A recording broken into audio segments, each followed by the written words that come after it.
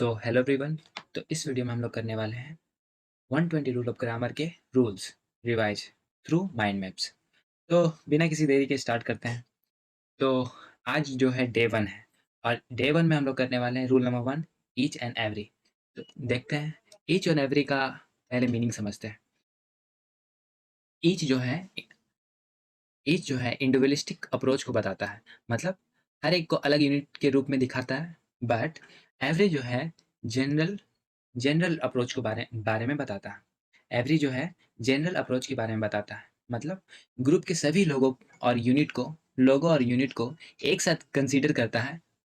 Okay, बढ़ते हैं first पे।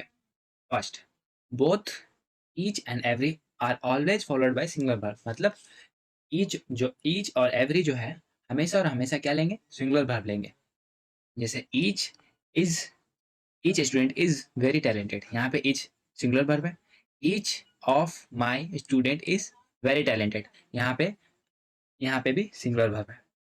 अब एवरी देखते हैं। Every student is very talented, यहाँ भी सिंगुलर वर्ब है।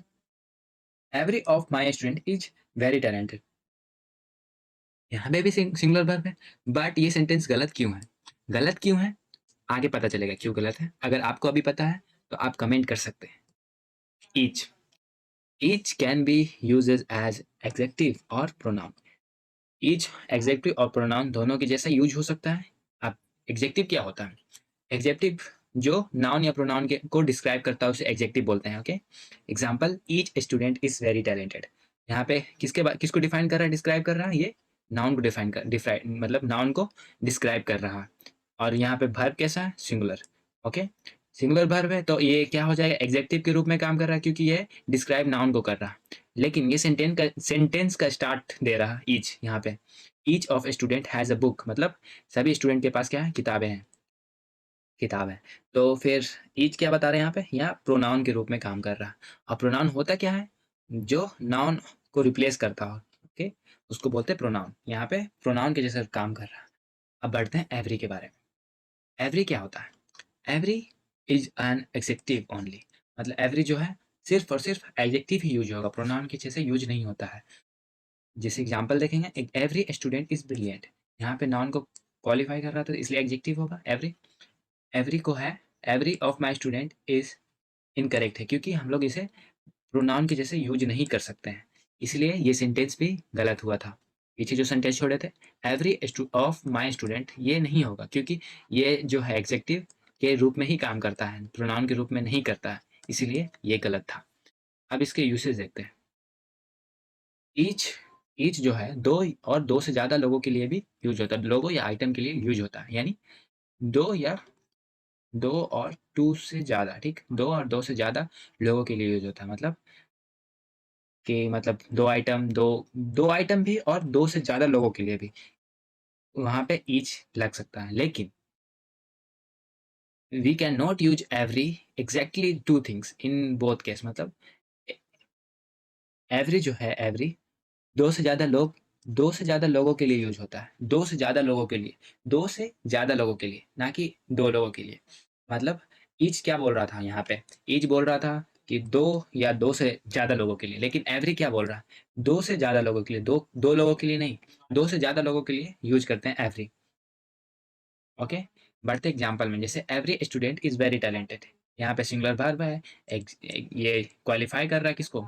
स्टूडेंट किसको क्वालिफाई कर रहा है? एवरी को, मतलब डिस्क्राइब कौन कर रहा है? एवरी। ठीक है, तो ये एग्जेक्टिव हो जाएगा, तो ये सेंटेंस बिल्कुल सही होगा। Each of my student is very talented, यहाँ पे ईच ऑफ माई स्टूडेंट, यहाँ पे प्रोनाउन के जैसे ईच यूज हो रहा है और वर्ब भी सिंगुलर, तो ये भी सही है। He has a book in each hand, मतलब उसके दोनों हाथों में क्या था? किताब था। ईच हैंड बिल्कुल सही है, क्योंकि हाथ तो दो ही होता है। लेकिन यहाँ पे क्या यूज नहीं कर सकते हैं? एवरी यूज नहीं कर सकते। क्यों नहीं यूज कर सकते?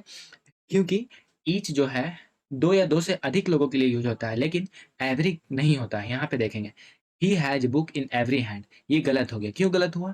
क्योंकि एवरी जो है दो से ज्यादा लोगों के लिए यूज होता है, दो लोगों के लिए नहीं। ओके, नेक्स्ट एग्जाम्पल में बढ़ते हैं। They have every reason to be happy with their new home, यहाँ पे एवरी रीजन एब्स्ट्रैक्ट नाउन है। रीजन क्या है? एब्स्ट्रैक्ट नाउन है, और एवरी एब्स्ट्रैक्ट नाउन की जैसा यूज हो सकता है। कैसे यूज होता है यहाँ पे देखते हैं। Every every but every but each can B uses with abstract noun. मतलब एवरी जो है एब्स्ट्रैक्ट नाउन के जैसे यूज हो सकता है, लेकिन ईच जो है नहीं हो सकता। जैसे एवरी रीजन इज इम्पॉर्टेंट, सही है। ईच रीजन इज इम्पॉर्टेंट गलत है, क्योंकि ये जो है एब्स्ट्रैक्ट नाउन के जैसा यूज नहीं हो सकता। एवरी पीस ऑफ एडवाइस सही है, और ईच पीस ऑफ एडवाइस गलत है। समझ गए आप? तो कुछ एब्स्ट्रैक्ट नाउन है, देख के आप समझ सकते हैं। Idea, advice, reason, information, knowledge, honesty, courage, time, happiness, it is, ये सारे कुछ एब्स्ट्रैक्ट नाउन रखे हैं। इसके साथ हम लोग क्या यूज कर सकते हैं? एवरी। बट इसके साथ ईच कभी नहीं यूज करेंगे। ओके, अब थोड़ा रिवाइज कर लेते हैं। तो हम लोग क्या किए थे? ईच जो क्या बताता है? इंडिविजुअलिस्टिक अप्रोच, मतलब वन बाय वन बताता है। बट बट एवरी जो है सब सभी यूनिट को बताता है, मतलब ऑल ग्रुप को एक यूनिट, सिंगल यूनिट में कंसीडर करता है। अब एग्जैक्ट ईच जो है क्या करता है? एग्जेक्टिव भी हो सकता है, प्रोनाउन भी हो सकता है, लेकिन एवरी जो है सिर्फ क्या होगा? एग्जेक्टिव। ओके, आई होप आपको ये वीडियो पसंद आया हो। अगर आपको ये पीपीटी चाहिए तो कमेंट सेक्शन में कमेंट करें, पीपीटी चाहिए, मैं आपको लिंक प्रोवाइड कर दूंगा पीपीटी का।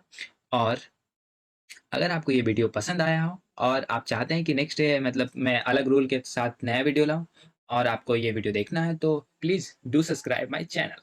एंड हाँ, बेल आइकन को भी दबा देना, ताकि मैं नया वीडियो डालूं। वैसे मैं रोज़ डालने वाला हूँ, डालूं तो आपको पता चल जाए। ओके, तो thank you for watching this video. मिलते हैं नेक्स्ट रूल के साथ नेक्स्ट डे। तब तक के लिए बाय।